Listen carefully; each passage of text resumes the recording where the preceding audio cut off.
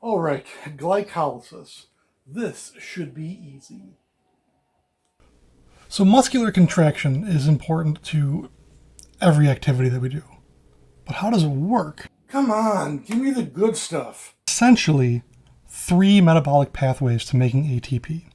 You have two anaerobic, or without oxygen, and you got one aerobic, or with oxygen. These three phases are the ATP-PC, or phosphagen system, glycolysis, or the breakdown of sugars, and then there's the aerobic pathway to metabolism. Ugh, boring.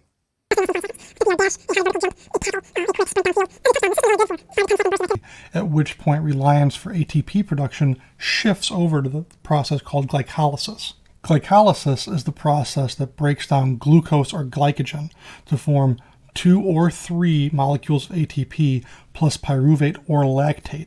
We'll be touching on that in a little bit. Ugh, a trained monkey can do better than this. Where's the pizzazz? The gusto? I guess it's back to the old drawing board.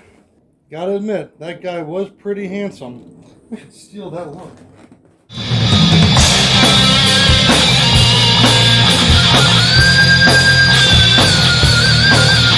Glycolysis and disease. Glycolysis is the metabolic pathway that essentially converts glucose to pyruvate or lactate to produce ATP for energy provision. The glycolytic process requires over 10 enzymes and costs ATP just to start. Along the way, if oxygen is present, pyruvate is formed and shuttled into the mitochondria. If oxygen is not present, pyruvate converts to lactate and enters the Cori cycle. Ultimately, anaerobic glycolysis yields 2 to 3 ATP molecules for every turn of the wheel. This pales in comparison to the 32 ATP provided by a single round of aerobic glycolysis, which, in turn, is merely a quarter to 1/10 of the yield from aerobic utilization of fat for fuel. But the trade-off is that glycolysis is far faster and can operate without oxygen, whereas aerobic metabolism shuts down in a hypoxic state. In fact, limited oxygen availability drives metabolism away from aerobic pathways and into the arms of anaerobic glycolysis. This is a central feature of heart failure and is also at the core of tumors and can essentially describe the placental environment in the early stages of pregnancy.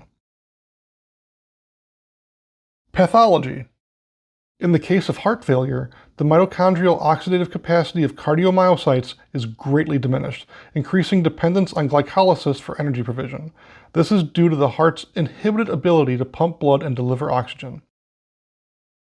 The endothelium, the inner lining of the blood vessels that is responsible for vascular tone, permeability, and immune responses, already relies primarily on glycolytic pathways for ATP provision, but this is mainly aerobic glycolysis. Hypoxia ramps up this reliance, but the focus shifts to faster anaerobic glycolysis. The proliferation of reactive oxygen species and heightened inflammatory responses places further stress on the system, resulting in endothelial dysfunction and impaired vasodilation. Ultimately, cell death occurs in the heart and endothelium. Glycolysis and the brain.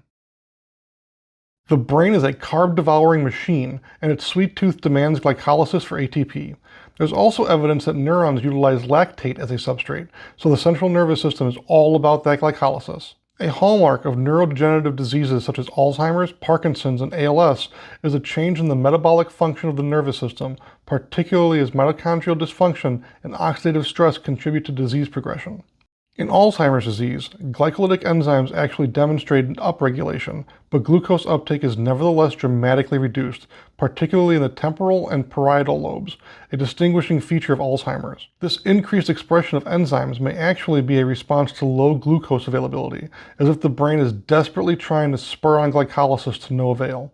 In Parkinson's disease, glycolytic abnormalities contribute to decreased glucose utilization throughout the cortex. This impaired glycolysis results in ATP scarcity. ALS is marked by progressive loss of motor neurons, diminishing strength, and eventual respiratory failure. ALS is incurable and fatal within 2 to 5 years. Metabolically, ALS is marked by mitochondrial dysfunction, reactive oxygen species proliferation, and impairment of the electron transport chain. Glycolysis ramps up presumably to compensate for impaired oxidative phosphorylation, although aerobic metabolism is not completely defeated as lipolysis also increases.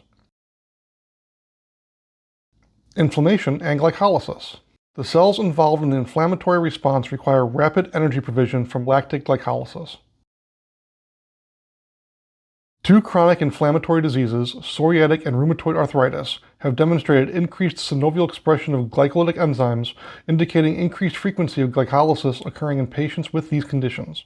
Conclusion. Glycolysis is not an independent process, as cells regularly change primary metabolic processes to meet energy demands, but this pathway does serve as a marker for some diseases, becomes the dominant metabolic pathway under hypoxic conditions, and is the primary energy provider for the brain. Understanding this pathway and its role in various pathologies may be key to unlocking new treatments for a variety of health conditions.